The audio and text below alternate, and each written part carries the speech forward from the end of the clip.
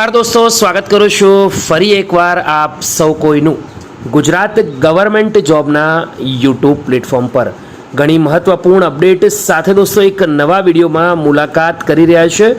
વિડીયોમાં આગળ વાત કરીશું એના પહેલાં આપણા પ્લેટફોર્મ પર જોઈન કરી લેજો, જેથી કરી આવનાર આવી અવનવી ઇન્ફોર્મેશન બિલકુલ ફ્રીમાં તમારા મોબાઈલમાં તમને મળતી રહે।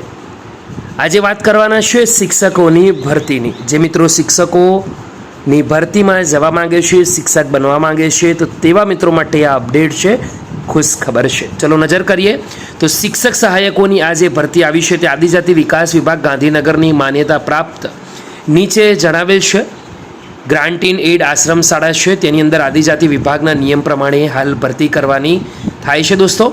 તો ગ્રાન્ટ ઇન એડ આશ્રમ શાળાની અંદર જે પણ ઉમેદવારો ઈચ્છા ધરાવતા હોય નોકરી કરવાની, તો તેવા ઉમેદવારો માટે આ ખૂબ જ મહત્વપૂર્ણ અને સુખદ તક છે। ચલો વાત કરીએ તો પ્રગટ પુરુષોત્તમ કેળવણી મંડળ છોટા ઉદેપુર સંચાલિત ઘણી બધી આશ્રમ શાળાઓ છે। તો આ આશ્રમ શાળાઓની અંદર એક આશ્રમ શાળા છે ઉચ્ચ માધ્ય આશ્રમ શાળા રોજકુવા, તાલુકો અને જિલ્લો છોટા ઉદેપુર રહેશે દોસ્તો। અહીંયા શિક્ષણ સહાયકની એક વેકેન્સી છે તત્વજ્ઞાન વિષય માટે। રોસ્ટર ક્રમ નંબર 4 રહેશે અને કેટેગરી શૈક્ષણિક રીતે પછાત વર્ગ રહેશે। તો લાયકાત તરીકે MA BEd ટાટ 2 ઉચ્ચતર માધ્યમિક વિભાગ પરીક્ષા છે તે પાસ કરેલી હોવી જરૂરી છે। બીજું છે દોસ્તો ઉચ્ચ માધ્ય આશ્રમ શાળા ભરૂચ।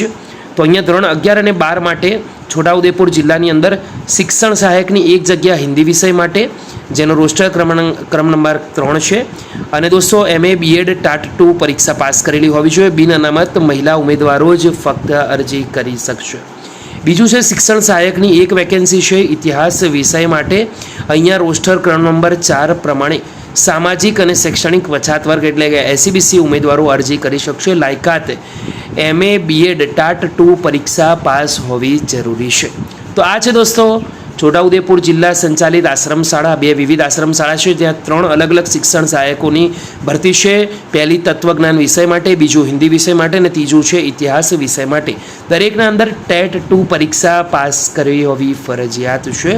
અરજી મોકલવાનું સરનામું છે પ્રગટ પુરુષોત્તમ કેળવણી મંડળ 83 શ્રીજી સોસાયટી યુનિયન બેંકની પાછળ, મૂળ પોસ્ટ તાલુકો જિલ્લો છોટાઉદેપુર 391165।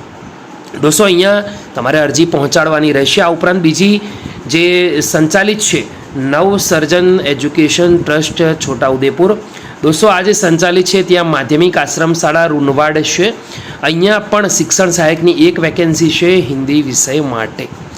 MA BEd ટાટ 2 પરીક્ષા પાસ હોય, અનુસૂચિત જનજાતિ કેટેગરીના ઉમેદવારો હોય તો તેમના માટે આ ભરતી છે દોસ્તો। નવસર્જન એજ્યુકેશન ટ્રસ્ટનું જો આ એડ્રેસ છે ત્યાં તમારે અરજી મોકલવાની રહેશે। તો આ છે વિગતવાર માહિતી। 15 દિવસમાં અરજી કરવાની છે। હજી તમારા પાસે તક છે। વિડીયો ગમ્યો હોય લાઇક કરજો, બીજા સુધી શેર કરવાનું ભૂલતા નહીં।